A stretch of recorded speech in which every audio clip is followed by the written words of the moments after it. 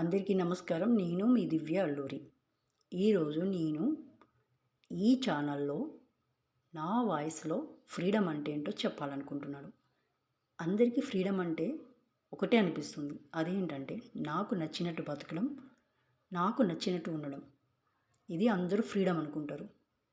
నిజంగా ఒక్కసారి ఆలోచించి చూడండి. అది ఫ్రీడమా? ఒకవేళ అది ఫ్రీడమే అనుకుందాం. ఒక్కసారి ఓన్లీ 1 మినిట్ మన గవర్నమెంట్ ఉంది కదా! మీకు ఇష్టం ఉన్నట్టు ఉండండి అని చెప్పి ఓన్లీ 1 మినిట్ మనం వదిలేసింది అనుకోండి. అప్పుడు ఎలా ఉంటుంది? ఒక్కసారి ఊహించండి. ఊహించగలం అసలు మనం? ఊహించలేం. అలాగే మన ఇంట్లో ఆడవాళ్ళు ఆల్మోస్ట్ మాకు ఫ్రీడమ్ లేదు, మాకు ఫ్రీడమ్ లేదని ఎక్కువ అనుకునేది వాళ్ళే. సో, ఒక్కసారి మీరు అలా అనుకుంటున్నారు కదా!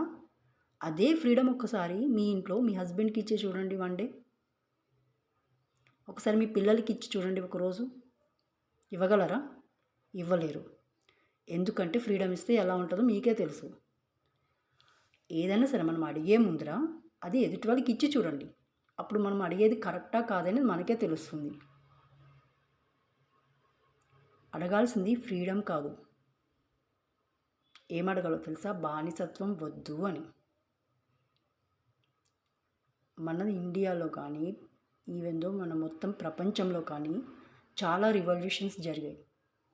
మెయిన్ అందులో మనం చిన్నప్పుడు చదువుకున్నాం ఫ్రెంచ్ రివల్యూషన్. ఓకే, మన ఇండియాలో కూడా ఫ్రీడమ్ ఫైట్ జరిగింది.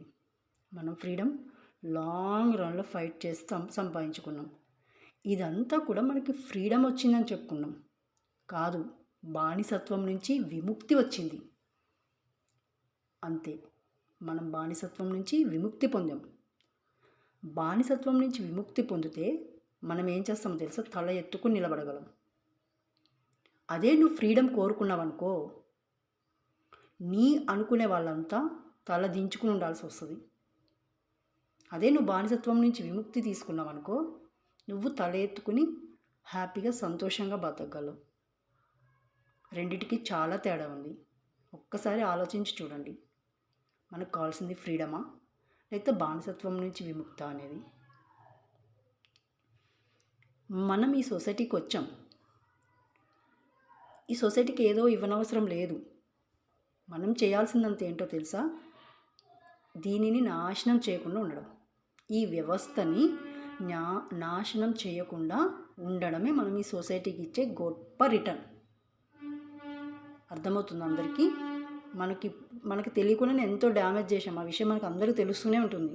ఈ సొసైటీని మనం ఏ విధంగా ఎన్ని రకాలుగా డ్యామేజ్ చేసి ఉన్నాము ఆల్రెడీ మనకి అయిపోతుంది.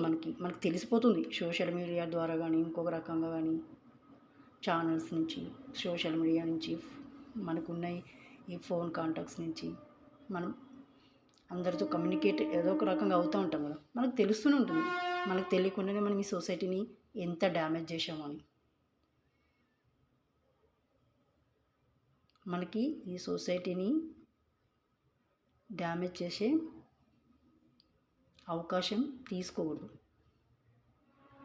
మనం వచ్చింది అందుకు కానే కాదు. ఓకేనా? ఫ్రీడమ్ అనుకుంటా ఇష్టం ఉన్నట్టు సోషల్ మీడియాలో పోస్ట్ చేయడం కాదు. ఓకే, అది మనకి లేదు, అర్హత మనకి లేదు. మనం అందుకు రాలేదు ఈ భూమి మీదకి. అది తెలుసుకోండి. ఓకే, ఎప్పుడైనా కూడా మనకి ఏదైనా ఒకటి కావాలి అనుకున్నప్పుడు అది ఎదుటి వాళ్ళకి ఇచ్చి చూడండి. అప్పుడు అది మీకు కావాలా వద్దా, నీ కోరిక కరెక్టా కాదా అనేది నీకే తెలుస్తుంది. నిజంగా చెప్పాలంటే నేను ఫ్రీడమ్గా ఉన్నాను అనుకోవడం కంటే ఒకరి కింద ఉన్నాం అంటే మనకు ఒకరి సపోర్ట్ ఉంది అనుకోవడమే చాలా గ్రేట్ థింగ్. ఎందుకంటే మనకి ఏదైనా ఒకటి వస్తుంది అనుకున్నప్పుడు, ఏదైనా ప్రమాదమో ఒక ముప్పు వస్తుంది అనుకున్నప్పుడు, నువ్వు ఎవరైతే సపోర్ట్ అనుకుంటావో వాళ్ళని దాటి నీ దగ్గరికి రావాలి. లేదు అంతే నేను చాలా నేను చాలా ఫ్రీడమ్ ఉంటాను, చాలా ఫ్రీ బర్డ్, నేను ఎవరి కింద లేను, నాదంతటా నేను ఉన్నాను అనుకున్నావు అనుకో, ఏదైనా సరే నీ ముందరకు వచ్చి నిలబడుతుంది. అది మంచి కావచ్చు, చెడు కావచ్చు, నీ ముందర నిలబడుతుంది.